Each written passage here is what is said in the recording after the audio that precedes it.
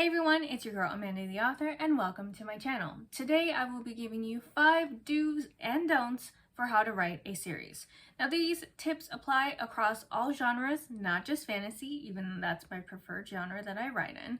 So if you are an author writing a series or you just want to know the inner workings of how series are written, then go ahead and stick around. If you're an author, indie or traditional, and you're looking for some writing tips, some author advice, and a couple tips on some self-care because this business is wild, then go ahead and subscribe to my channel. Also, if you are a fan of fantasy and you like things that have witches, vampires, and more, then check out my series, To a Stare with Love and Tulars and Desperation. And finally, if you find me interesting and want to subscribe and get to know me a little bit more aside from this channel, you can find the links to my socials and my newsletter in the description below. Alright, so book series. Let's talk about it. I must be a glutton for punishment and pleasure because the very first thing I decided to publish out of the gate was a series. I started with To a Stare with Love, and then Tulars and Desperation is a sequel. The third and final book in the series will be out later this year. This series is the new adult contemporary fantasy series that features a witch and vampire feud. A 21-year-old witch is my main character, Mercury, and he's navigating a world where there's a vampire president who is hell-bent on preventing witches from living authentically. As Mercury's going about his business, he makes a powerful enemy and must get him and his friends to safety, which is the premise of To a Stare with Love. And Tulars and Desperation continues Mercury's journey to fight for his people and his friends, and also to grow as a witch, grow into his powers. We see a lot of different elements like power stripping, potions, there's vampiric cops, there's nosy humans, and more. There's also mixed media with some news articles that help further establish the world in these books, and also there will be in the third. Now, all of that to say, I absolutely love this world that I've created, but I do wish that before I started my series, I had done a little bit more research on how much work there would be, on all the ins and outs and do's and don'ts, before I even started putting pen to paper. So, that's what I'm going to do for you today. Even if you've already started writing your series, even if you're book 2, maybe 3 in, these tips can help you level set and maybe give you some perspective. So let's get started with tip number 1. The first one is a do, and that is decide that your book is going to be a series early on. So when I outlined To a Stare with Love, I didn't immediately realize that I was planning this to be a series. I thought it was just going to be a one and done, super fun, wild epic about this college-aged witch and his friends. But as I started outlining it and writing it, I realized that there was so much more to Mercury's story than just the one book. That's when I realized that I wanted it to be a series. Now, I wish that I had done kind of that work ahead of time and thought as I was outlining it that this would be a series. However, I was still early on in the book. We're talking rough draft. So I was able to kind of make those changes early on and get on the right path and keep in mind that this was going to be a series, which meant that I was going to have more time to expand the world. It allowed me to kind of take my time with the world building, and that meant that I could think of some really fun things to include later in the series as I was writing it. I decided that this would be a really great series, and that leads me to my first don't. Don't let your readers decide that your book should be a series. Now, whether you have a standalone book or a series, each book should have an established beginning, middle, and end. Writing a series is not an excuse to wrap up your book in a very thin, flimsy way with the idea that, oh girl, I'm just going to answer all of those other questions in the second book. No, because if the ending isn't strong, why are people going to come back for the other books if you didn't wrap it up right the first time? All that to say, if you're writing the book and you realize that the story can be told in one book and it's a standalone story, and yeah, maybe there's some cliffhangers or maybe a lingering question here or there, but you really feel that the story's been given its justice with the first book, don't make it a series if you don't feel like it needs to be a series. Even if your readers are clamoring for more, that's a good thing. Give them more content, but it doesn't necessarily have to be this story. You want to avoid doing a series due to hype, because what if you announce it's going to be a series, start writing the second book or prequel or whatever, and realize that you really don't have enough story to justify an entire book. You could do some short stories, you could do a novella, but why take that time to do that and realize as you're writing that you don't have enough there when you could just work on another story, make it stand alone, and keep it pushing. Which leads me to my second do. Try to outline your stuff all at once. I know I said that, having already said that the first book, I started writing and outlining, not realizing it was going to be a series, right? This is very much advice after the fact. I wish that I would have realized ahead of time, hey, this is fire and it should be a series, but I didn't. So my advice to you is, if you realize ahead of time, hey, I want to make this a series, try to outline it all at once. Now, if you're already halfway through or the first book or whatever, that's totally cool. You can start outlining now. How did I go about outlining my series, you might ask? Or maybe not, I don't know, but I'm going to tell you how I outlined my series anyway. So once I realized I was going to write a series, the first thing I did is I wrote down all of the characters, all of the plot points on a separate doc. And then, as I was writing the book, I started kind of putting those dots together as to what happens to each of the different characters. And when I started outlining the second book, I was able to think about what should logically happen to those different characters, what plot points I had wrapped up in the first book, and ones I wanted to continue in the second and then subsequent third book.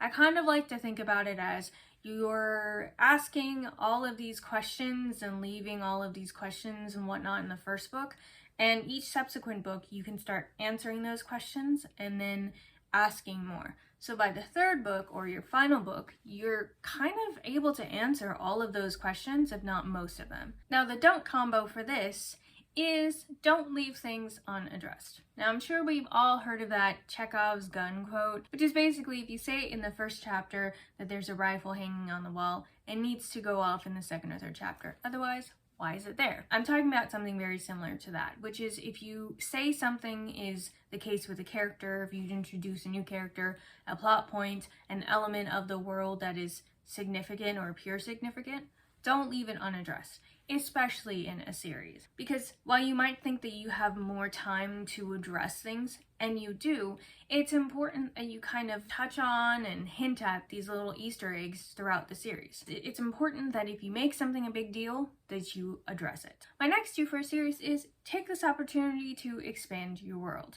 You have a lot of time to lay out the world building slowly when you're writing a series, so don't do an entire ass info dump in the first book or even the other books. You have more time. String all your information out gradually. Fill in the universe as you go along. Think about some of the best books, think about some of the best series that you've read, and how they do that, where the world is slowly built upon as the series goes along. Now, the other side of that, and that leads me to my next don't, is don't overcomplicate things. Add things that will enhance and contextualize your world and make it feel truly lived in. And that includes new characters, new abilities for your characters if it's a magical thing, or if it's non-magical, that just includes telling us a little bit more about what's happening in the world, talking about the different seasons, maybe talking about even rituals. Non-magical books have rituals as well, right? Rituals of getting coffee, whatever, including that in your books. But just because you're adding these different things into your world and filling it out more and adding new characters doesn't mean that all of it should stay, because your readers should still be able to follow the flow of the story, to be able to understand the different characters, who they are, and have a sense of how they fit into the greater plot. Though you might be writing a sweeping epic like Lord of the Rings or A Song of Ice and Fire, the more characters you add, the more you expand your world, the more powers and abilities that you have, the more of a chance you have of your readers getting confused. So if you plan on having a cast of like 100 characters, right, on some George R.R. Martin shit, it's important to make sure that you have a great understanding of your characters, their motivations, what drives them, and why they need to be in the story in the first place. Because if you don't have that straight, your readers won't either. One thing that can help with this, and that I firmly believe should be done whenever you're writing anything, especially something magical, is to do some character profiles, to talk about your characters, their motivations, what powers they have, and why they're in the story in the first place. And when it comes to doing some world building, one thing I think is important to do is to write a past, present, and future of your world. Now, my next do is something that will help you once you've written, and that is try to have the same beta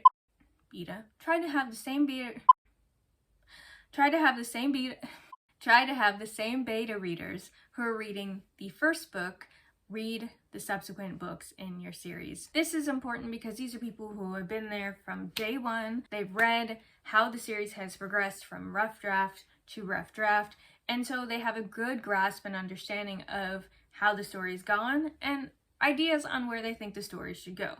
Ideally, these are readers who are either other writers or who are supreme readers and have an eye for how stories should flow, how series should flow, and more. Now, this is not to say that you can't go ahead and add people as beta readers as a series goes on. It's just to say that they should have at least read the first book. Now, on that note, just because you have the same beta readers doesn't mean that they remember every single detail of your book. So, my don't here is don't assume that your readers know your book like the back of their hand, and make sure you provide them a recap of what's happened in the book/series so far. It's also helpful to include some handy tips on things that you're looking to fix or elements that you're maybe unsure of. This recap and including some tips and things you want them to specifically look at is important to do for every book you write, but for a series, it's especially important, given that you're stretching your world building out, you're stretching out some of these questions and answers that you're doing, and so it'll help them to have a focus and know exactly what to look for when they read your book. Now, my final do is this. If you see the reviews for your first book, it's an opportunity to enhance the rest of the series. I'm not somebody who reads all of my reviews all the time. I do not actively seek them out. I do not actively look at them unless I'm tagged, because the way that my mental health is set up, if I do that, I will be paralyzed and not be able to do anything at all. So I take a gander at them every once in a while, like maybe once a month or so, see if I'm getting in new reviews or whatever. And this feedback that I'm talking about is not just from the good reviews, it's also from the bad. When you do read these reviews, digest what they're saying. It's important to take these reviews not as a full-on GPS that you need to go from point A to point B with, but as a kind of a guide, just a little, like a post-it note to help you when you're writing your series. That said, my final don't is, don't let bad reviews and the fear of whether the subsequent books will be received well or not stop you from writing your series altogether. I know something about that paralyzing fear that happens when you're working on a second book and wondering if it's gonna hit. I talked about that in my last video, which you can find up here. It's bad author habits that we should get rid of in 2022. And one of those things is that fear of uncertainty, fear of whether or not people are going to receive your books the way that they did the first one. To a Stare with Love has some really great reviews. And so when I started working on Alaris, I was really shook that it was not going to hit and people were not going to be here for it. And I'm really pleased to say that a lot of people have liked the second book better, which is what you want. You want people, as they're reading more and more of your works, to like it more, right? Because you yourself are becoming a better writer. Writing is like a muscle. The more you train it, the better it gets, the stronger it gets. And so you want your books to become better and better as you move on. You're only in competition with yourself, honey. So you want your first book to be the one that you beat. With that in mind, don't let any bad reviews or fear of whether your second, third, whatever book in your series is going to be better than the first get in the way of you actually completing your series or even starting your series altogether. Those are all my do's and don'ts of how to write a series. Now, once again, I'm Amanda the author, and thanks for sticking with me for this video. If you found these tips helpful, go ahead and let me know in the comments. Please like this video and go ahead and subscribe so that you can keep up with me on all the things I'm doing here on this channel. Like I said, I give writing tips, I give authoring tips, and by that I mean the nitty-gritty, not so cool business side of it, and I also give some author self-care tips, because being an author out in these streets, y'all, is wild, especially if you're indie. And we could all use some tips on how to be our best selves. If you'd like to know a little bit more about my series, or this lovely book here, Girls of Might and Magic, which is an anthology, or if you'd like to just find out what I'm doing outside of YouTube, you can find links to my newsletter, my socials, and links to buy these beauties in the description below. I hope y'all have a great day, and I will catch y'all next week. Bye!